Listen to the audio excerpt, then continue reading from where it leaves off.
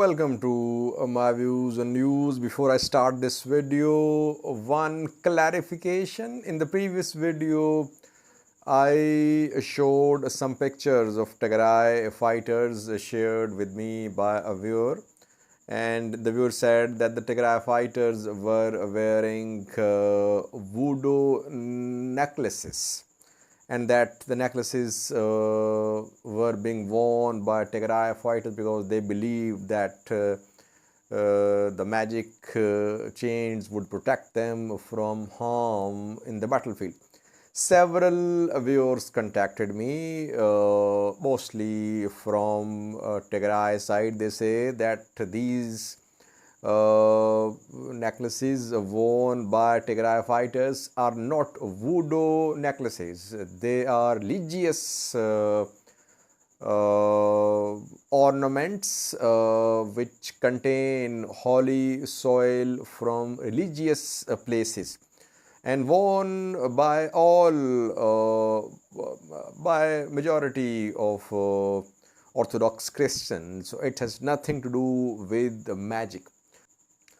I did not mean to hurt anyone. If this is part of their religious belief, then I am no one to criticize. Everyone is free to practice his or her religion.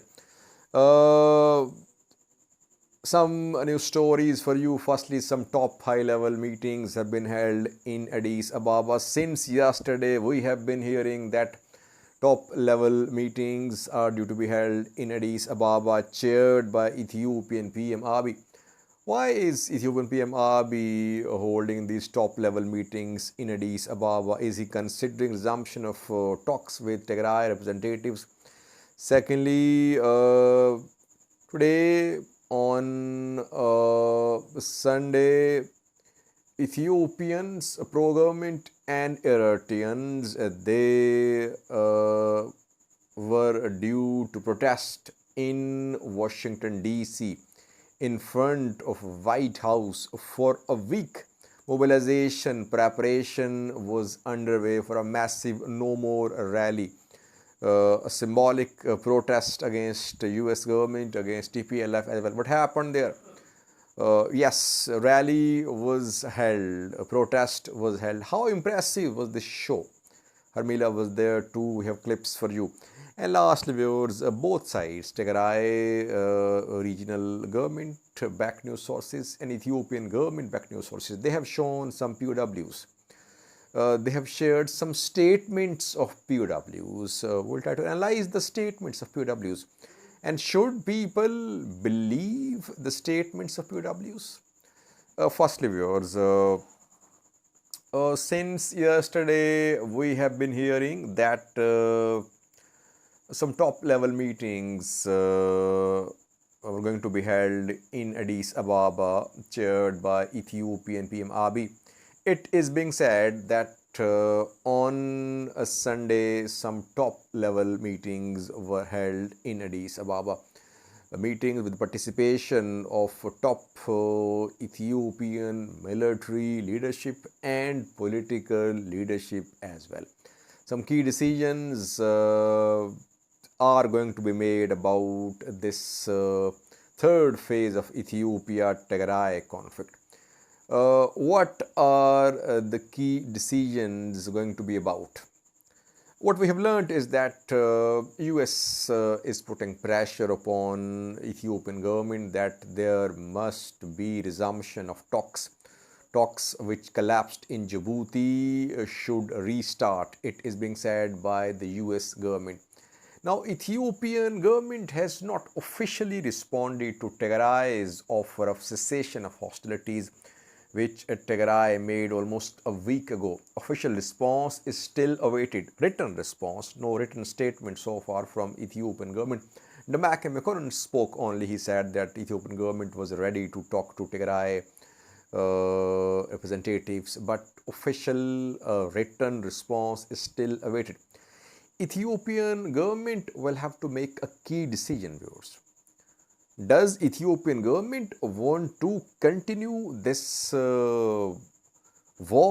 Does it want to go deep into Tigray?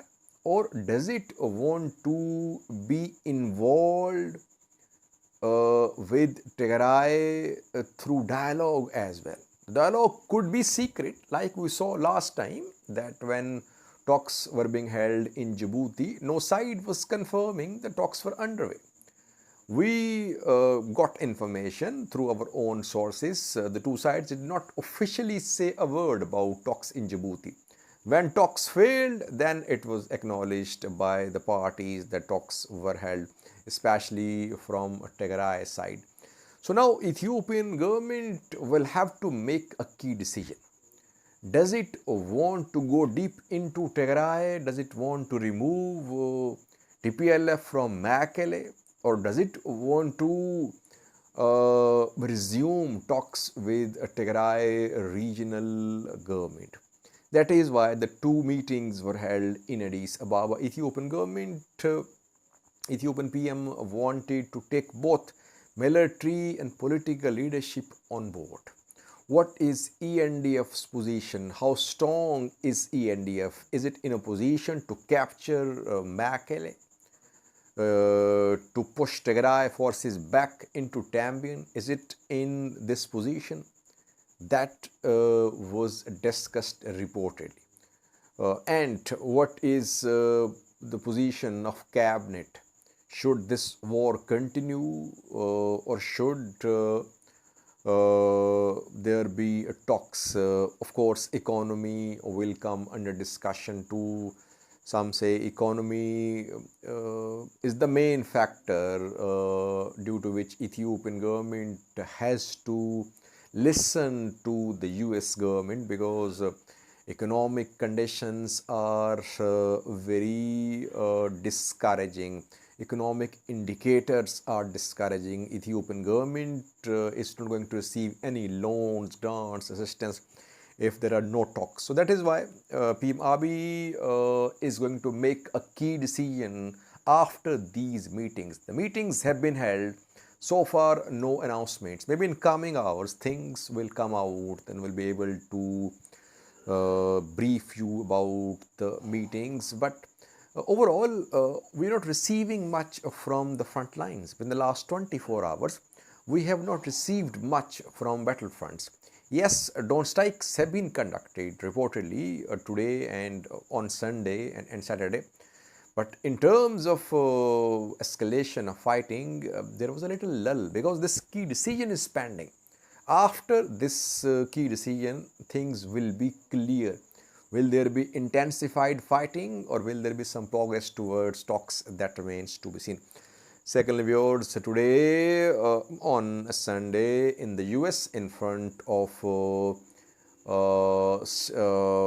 White House, Ethiopians, pro-government and Eritreans held a protest rally, NoMore rally. NoMore movement is being,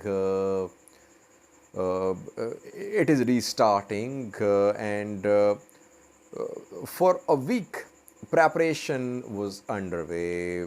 Online campaign was launched. People were approached to attend this protest. How impressive was this show? Firstly, both Eritreans and pro-government Ethiopians participated. So it wasn't just an Ethiopian show. Overall, we can say several hundred were there, not several thousand. I would say several hundred were there. So it was a modest show. We cannot say that it was extremely impressive show because we have seen massive NoMore rallies last year. This rally was smaller than last year's NoMore rallies. But still, it is this year's biggest rally, I think, of Ethiopian diaspora community in the US pro-government. So they have managed to put up an impressive show, I think, in Washington DC on a Sunday. Slogans were chanted against TPLF, obviously against the US government as well, against CNN, against Al Jazeera. And after that, a statement was issued which is mostly about TPLF. The TPLF does not want peace, it is against peace, it wants war. But the statement condemns Joe Biden government as well. The Joe Biden government is backing TPLF, that by imposing, by threatening sanctions on Ethiopian Eritrean governments, Joe Biden government is indirectly backing TPLF. Let's see, will there be any impact of this rally on US policy towards Ethiopia? That remains to be seen. Watch one clip from this rally showing how big was this rally. CNN, fake news, fake news. CNN, fake news. CNN, fake news. CNN, fake news. CNN, fake news. Al Jazeera, fake news. Al Jazeera, fake news. Al Jazeera, fake news. Al Jazeera, fake news. PBS, fake news. BBC, fake news. Reuters, fake news. Reuters, fake news. Reuters, fake news. Reuters, fake news. CNN, fake news. CNN, fake news. CNN, fake news. CNN, fake news. BBC, fake news. BBC, fake news. BBC, fake news. New York Times. Lastly, viewers, today Tigray TV and Amhara Communication Ministry and others, both sides showed POWs, and statements of POWs were shown by the two sides. Tigray showed ENDF members. ENDF members in the statement said that, and Tigray TV said that Ethiopian government had formed anti-retreat units, and the units were killing those ENDF soldiers who were trying to flee front lines. Whoever was trying to flee battlefield was being killed by ENDF units. Amhara units as well, which were deployed to the back of front lines. It was claimed today by Tigray TV and some statements of POWs, ENDF POWs were shown too.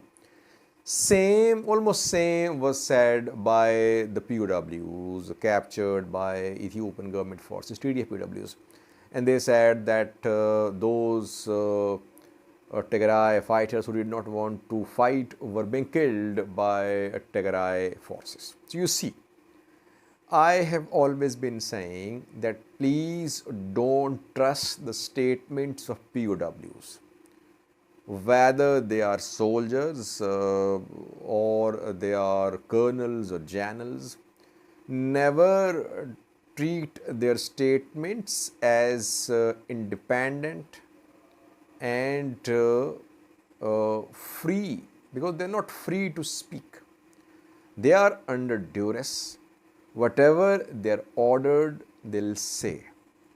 Don't form your opinion based on the statements of prisoners of war.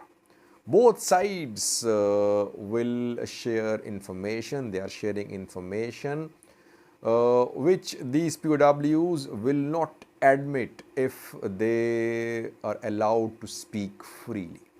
I thank you for watching.